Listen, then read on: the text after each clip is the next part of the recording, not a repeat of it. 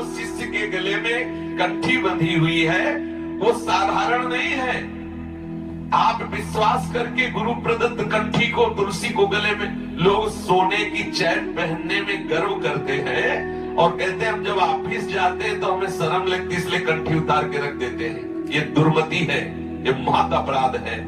प्रभु की प्रिया है श्री तुलसी जी, और गुरु प्रदत्त कंठी माला धारक मात्रोपि वैष्णव भक्ति वर्जिता पूजनीयः प्रयत्नेन ब्रह्मणा किन्नु मानुषैः।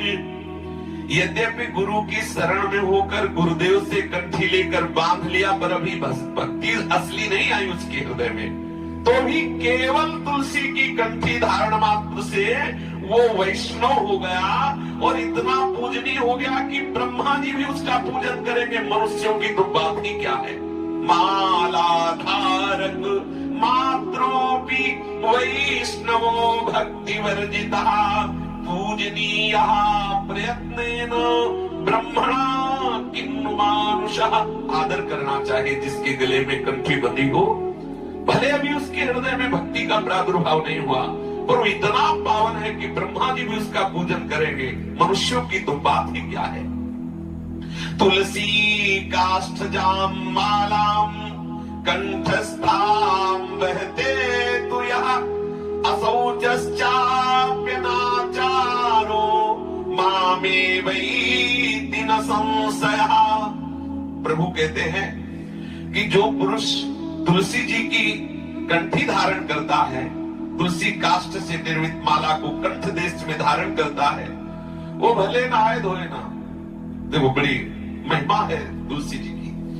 वो ठीक माना भ्रष्ट आचरण वाला है, लेकिन वो तुलसी के प्रभाव से मुझे प्राप्त होगा, नरक ले जाएगा, इसमें संदेह नहीं।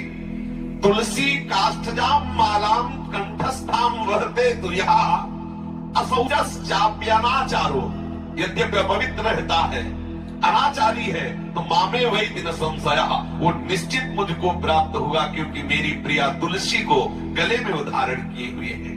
त्रयो देवास त्रयो वेदास तिस्रः संध्यास्त्रयो नयः तुलसी काष्ठधृक् विप्रे सदा कुर्वन्ति मंगलम।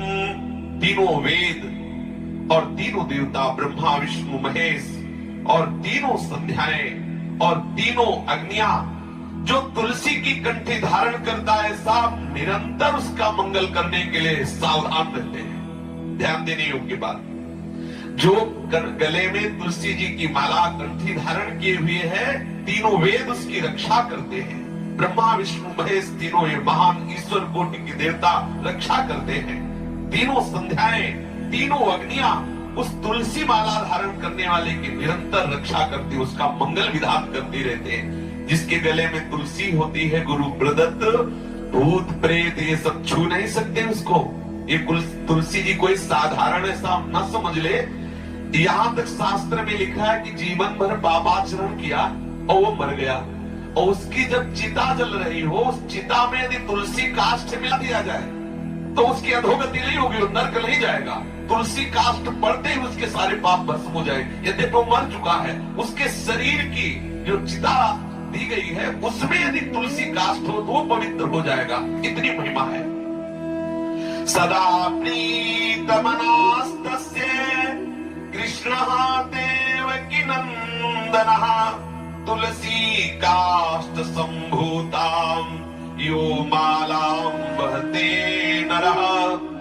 तुलसी काष्ठ की माला धारण करने वाले पर श्री कृष्ण केवल इतने से ही प्रसन्न रहते हैं कि ये मेरी तुलसी जी को धारण किए हुए हैं।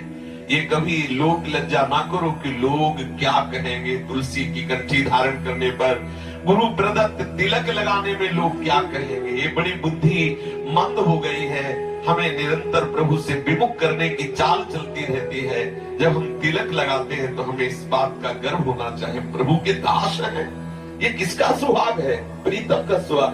एक मरण धर्मापति को वरण करने वाली स्त्री सुहागिन, वो 16 श्रृंगार करके बीच बाजार में खसक से चलती है गर्व करके कि हमारे प्रीतम है, उनका ये प्रतीक है। और हम प्रभु के अखिल लोक चूड़ामणि भगवान जो अनंत ब्रह्मांडों के स्वामी, उनके दासत्व के प्रतीक इस तिलक को हम घबराएं, हम छुपाएं, बुरी बात है क्या?